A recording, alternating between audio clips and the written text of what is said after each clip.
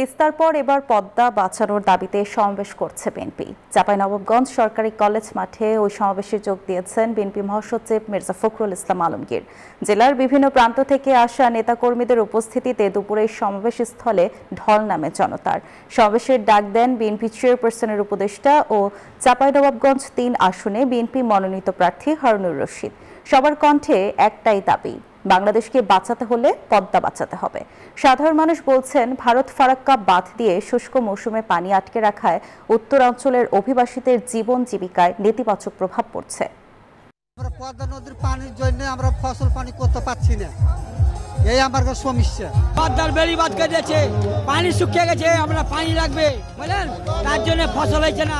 তিস্তার পর পদ্মা বাঁচানোর দাবিতে এবার চাঁপাইনবাবগঞ্জে সমাবেশ করছে বিএনপি। সেখানে আছেন সহকর্মী সাইফুল ইসলাম, সরাসরি যুক্ত হচ্ছে তার সঙ্গে। সাইফুল, সমাবেশে নেতাকর্মীদের উপস্থিতি কেমন দেখছেন? মনিরা, আপনাকে ধন্যবাদ। এই নবাবগঞ্জ সরকারি কলেজ মাঠে পদ্মা বাঁচাও দাবিতে যে কর্মসূচি, সেই কর্মসূচিতে বিএনপি মহাসচিব মির্জা ফখরুল ইসলাম আলমগীর বিকেল 3:30টায় যোগ দিয়েছেন। তার আগেই কিন্তু এই সমাবেশটি শুরু হয় এবং এই সমাবেশে দুপুরের পর থেকেই চাঁপাইনবাবগঞ্জে যে 3টি সংসদীয় আসন রয়েছে, সেই 3টি সংসদীয় আসন থেকে হাজার হাজার নেতাকর্মী খণ্ড খণ্ড মিছিল নিয়ে তারা এই সমাবেশে অংশ নেয় এবং তারা কিন্তু তাদের বিভিন্ন স্লোগান দিতে থাকে এবং বিশেষ করে পদ্মা নদীর পানির যে ন্যায্য হিস্সা আদায়, সেই বিষয়ে কিন্তু তারা কথা বলেছেন। এবং এই চাঁপাইনবাবগঞ্জের মানুষ বলছে যে আগামী দিনে যে সরকারি ক্ষমতায় আসুক না কেন, বিশেষ করে বিএনপি যদি ক্ষমতায় আসে, তাহলে ভারতের সঙ্গে কথা বলে পদ্মা নদীর পানির ন্যায্য হিস্সা আদায় করতে হবে। পাশাপাশি অন্যান্য যে নদীগুলো রয়েছে ভারতের সঙ্গে অভিন্ন নদী, সেই নদীর পানির ন্যায্য হিস্সা আদায় করতে হবে। আজকের এই সমাবেশে ইতিমধ্যেই চাঁপাইনবাবগঞ্জ রাজশাহী জেলার যারা নেতা রয়েছেন তারা বক্তব্য দিয়েছেন। প্রত্যেকে কিন্তু বলছেন যে এই যে দাবি, ন্যায্য দাবি, সেই ন্যায্য দাবির পক্ষে দেশে বিদেশে জনমত গঠন করতে হবে। জনমত গঠনের মাধ্যমে ভারত সরকারের উপর চাপ প্রয়োগ করে বাংলাদেশের মানুষের জন্য বাংলাদেশকে বাঁচাতে পদ্মা নদীর পানির ন্যায্য হিস্সা আদায় করতে হবে। এবং আজকের এই সমাবেশে আরেকটু লক্ষ্য করেছি যে আগামী নির্বাচন সামনে রেখে কিন্তু নেতাকর্মীরা ধানের শীষ নিয়ে তারা এই সমাবেশে অংশ নিয়েছেন এবং সমাবেশে আগত যারা নেতৃবৃন্দ রয়েছেন প্রত্যেকে কিন্তু বলছেন যে আগামী দিনে ধানের শীষ প্রতীকের যারা প্রার্থী রয়েছেন তাদেরকে বিজয়ী করার জন্য তারা সর্বোচ্চ চেষ্টা চালিয়ে যাবেন এবং দলের পক্ষ থেকে কিন্তু এই ধরনের নির্দেশনা দেওয়া হচ্ছে। এবং বিশেষ করে আজকে এই মঞ্চে যারা বক্তব্য দিচ্ছেন, মঞ্চের বক্তাদের অধিকাংশই কিন্তু একই কথা, সেটি হচ্ছে ভেদাভেদ ভুলে গিয়ে ধানের শীষের প্রার্থীকে বিজয়ী করতে হবে এবং বিএনপি সরকারকে ক্ষমতায় যদি আসে তখন তারা এই পদ্মা নদীর পানির যে ন্যায্য হিস্সা সেটি আদায়ে বিএনপি ভূমিকা রাখবে, সেটিও কিন্তু তারা বলছেন। কিছুক্ষণ পর বিএনপি মহাসচিব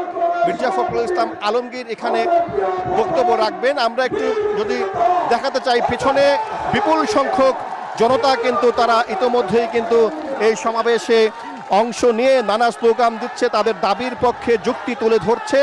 আমি তাদের সাথে কথা বলেছি, তারা প্রত্যেকেই কিন্তু বলছে আজকের যে সমাবেশটি সেটি তাদের ন্যায্য দাবি এবং এই সমাবেশটি তাদের প্রাণের দাবি। প্রাণের দাবি এজন্যই তারা বলছেন যে এই পদ্মাপাড়ের মানুষ কিন্তু বর্ষা মৌসুমে ভারতের পানি আগ্রাসনের কারণে কিন্তু তাদের ফসলি জমি তলিয়ে যায় এবং শুষ্ক মৌসুমে কিন্তু ভারত তাদের ফারাক্কা বাঁধের কারণে এই এলাকায় কিন্তু পানি প্রবাহ থাকে না। তখন কিন্তু এই উজানের অঞ্চলের যারা মানুষ, যে উত্তরাঞ্চলের মানুষ, তাদের কিন্তু জমি চাষাবাদ করা যায় না এবং অধিকাংশ জমি কিন্তু অনাবাদি থেকে যায়।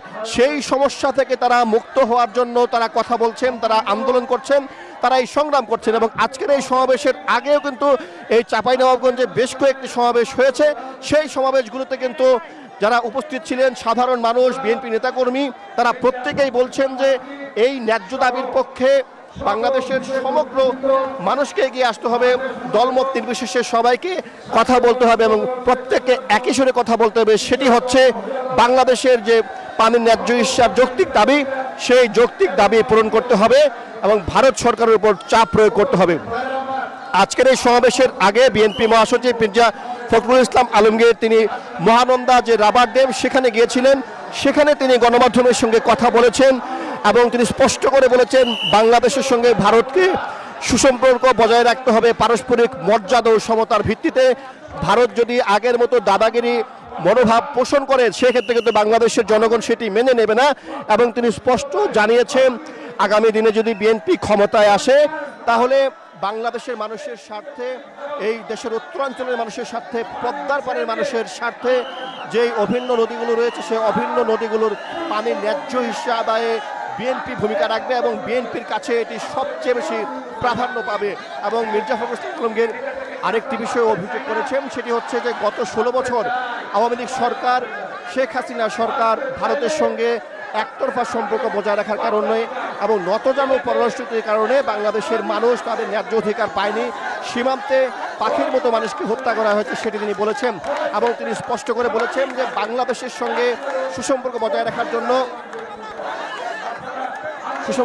রাখার জন্য সীমান্তে হত্যা বন্ধ করতে হবে, বাংলাদেশের মানুষের ন্যায্য অধিকার ফিরিয়ে দিতে হবে এবং সুষম সমতার ভিত্তিতে সম্পর্ক বজায় রাখতে হবে এবং এই সমতার ভিত্তিতে কিন্তু আগামী দিনের সম্পর্ক নির্ধারণ হবে। এবং বিএনপি যদি ক্ষমতায় যায় তাহলে বাংলাদেশের যে পররাষ্ট্রনীতি রয়েছে সবার সঙ্গে সুসম্পর্ক, প্রতিবেশীর সঙ্গে সুসম্পর্ক সেটি থাকবে এবং সেই সম্পর্ক হবে সমতা ভিত্তিক।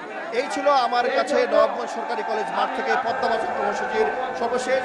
ফিরে যাচ্ছি আমাদের উপস্থাপক মদিনার কাছে। অসংখ্য ধন্যবাদ সাইফুল আপনাকে।